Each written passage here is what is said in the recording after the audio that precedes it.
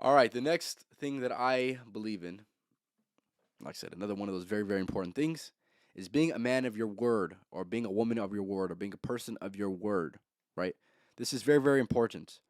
And I feel like this value has slowly lost its value within the world. And I feel like it needs to be reinstilled within the world. So this is why it is a value that I choose to uphold as much as I possibly can.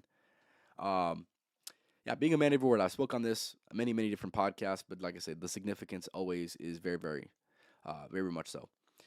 Being a man of your word is saying the things that you're going to do and doing them. And if you don't do the things that you say you're going to do, your word means less. And like I said, it gives you less of a reason for people to listen to you. And if you're a man, your word should definitely mean a lot to you.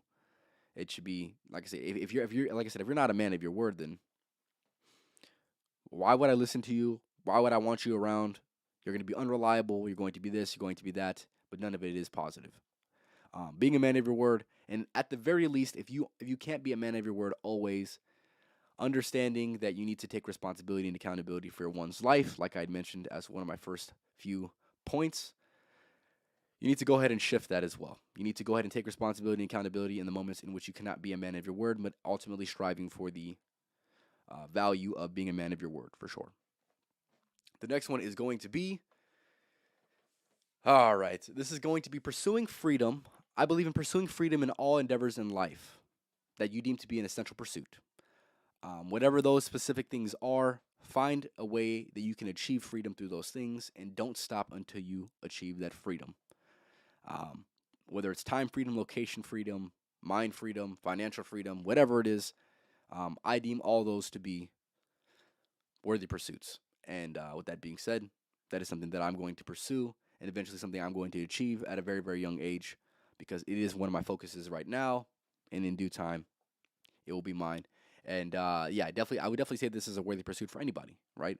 If you want to be a person who is who's free and not a slave to the world, that is going to be a worthy pursuit. Figure out a way where you can be free.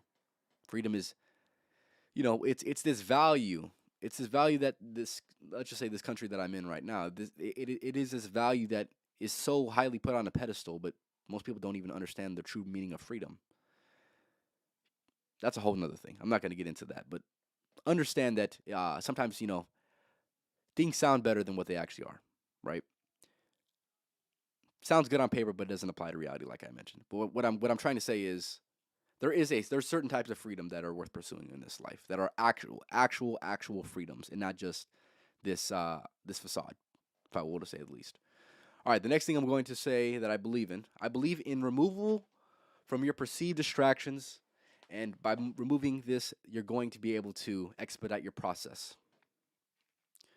and progress for sure. All right, all right. So with that being said, yeah, if you have a perceived distraction that you know is holding you back and you choose not to avoid that or remove it, you're just basically pushing off the process. You're pushing off the progress that you could possibly make. You're pushing it one day further back, or you're pushing it one more week back, or one more month back from you achieving that. And I feel like that is something that people don't really take into mind, right? I feel like a lot of people are very super focused on the now and not super focused on the future. I'm a very future focused person. Of course, I take the time to be present and in the moment, but at the same time being conscious of the future as well, because the future, even though it is not promised for all of us,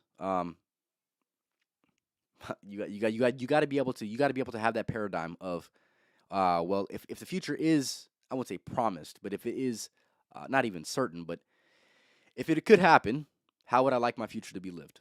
And I feel like that needs to be one of your highest focuses. And like I said, removing the things that are going to distract you and going to push you farther away from where you're trying to go is definitely the route to take. And even if it's something that's going to be hard to sacrifice, I definitely think it is a worthy sacrifice to have because, like I said, it's going to expedite your process a lot further for sure. The next thing, and this is very, very important one, and something that I would say not a lot of people have as a life philosophy, but something that I adopted and have adopted for the last, let's say like 2 to 3 years, right? Give me one second. And this is something that I have talked about on a previous podcast.